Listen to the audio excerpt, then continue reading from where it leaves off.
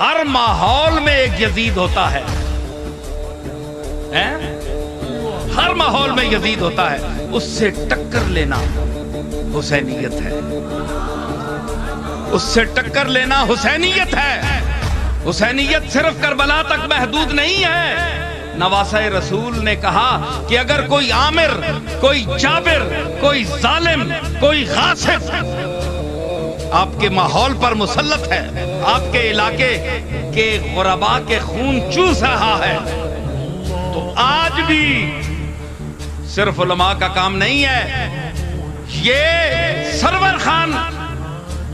ٹیکسلا والے کا بھی کام ہے کہ یہ اپنے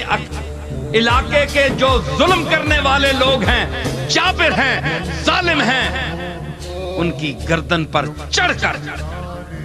ان سے انتقام لے اور حسینیت کے جھنڈے کو بلند کرے۔